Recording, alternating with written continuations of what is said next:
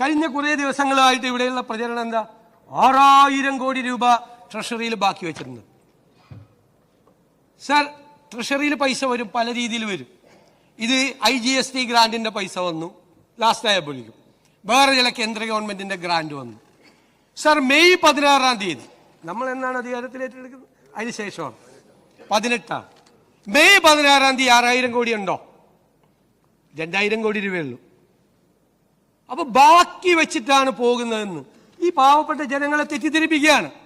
പാവപ്പെട്ട ജനങ്ങളെ ഇവിടെ ഇരിക്കുന്ന ലെജിസ്ലേച്ചർ സെക്രട്ടേറിയറ്റിലൊരു സ്റ്റാഫിന് 50,000 രൂപ സാലറി ഉണ്ടെന്ന് സങ്കല്പിക്കുക. 50,000 രൂപ കൂടുതലുണ്ടെന്ന് എനിക്കറിയാം. 50,000 രൂപ ആൾക്ക് 25,000 രൂപ പലചരക്കടയിൽ കൊടുക്കണം ശമ്പളം കിട്ടുമ്പോൾ. പുള്ളി പലചരക്കടയിൽ കൊടുക്കുന്നില്ല, അത് പോക്കറ്റിൽ വയ്ക്കുന്നു. പാല് മേടിച്ച കാശ് കൊടുക്കുന്നില്ല, 1-ാം തീയതി ആകുമ്പോൾ പാലുകാരൻ വരുമ്പോൾ കൊടുത്തില്ല. പത്രക്കാരൻ്റെ കാശ് കൊടുക്കുന്നില്ല, മനസ്സിലായേ? ആർക്കും കൊടുക്കുന്നില്ല. ആ ഇറച്ചിയും മീനും മേടിച്ച സ്ഥലത്ത് അവർക്ക് പോലും പൈസ കൊടുക്കുന്നില്ല. എന്നിട്ട് ഇദ്ദേഹം പറയാണ്, എൻ്റെ പോക്കറ്റിൽ 50,000 രൂപ ബാക്കിയുണ്ട്. നിങ്ങളുടെ കയ്യിൽ 6000 കോടി രൂപ ബാക്കി ഉണ്ടായിരുന്നുവെങ്കിൽ LSCD മിനിസ്റ്റർ ഇവിടെ ഇരിക്കുന്നു, ലോക്കൽ ബോഡിയുടെ 3-ാം ഗഡു നിങ്ങൾ എന്തുകൊണ്ട് കൊടുത്തില്ല? 1982 കോടി രൂപ നിങ്ങൾ എന്തുകൊണ്ട് കൊടുത്തില്ല? കയ്യിൽ പണം ഉണ്ടായിട്ട്. നിങ്ങളുടെ ഇമ്മീഡിയറ്റ് ലയബിലിറ്റി എന്തൊക്കെയാണ്? നിങ്ങൾ എവിടെയെല്ലാമാണ് നിങ്ങൾ പണം കൊടുക്കാനുള്ളത്?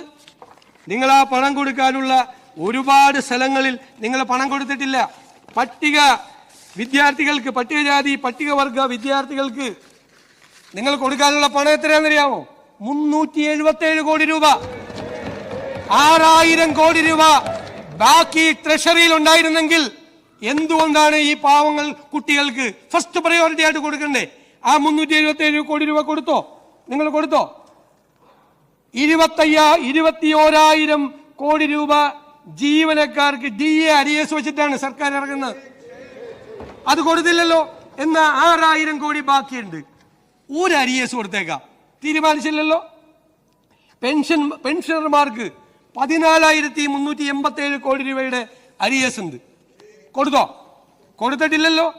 ഞാനിനി അതും പോട്ടെ, അതെല്ലാം പോട്ടെ, ആ സപ്ലൈകോയ്ക്ക് കൊടുക്കാനുണ്ടല്ലോ ഒരു 2,893 കോടി രൂപ.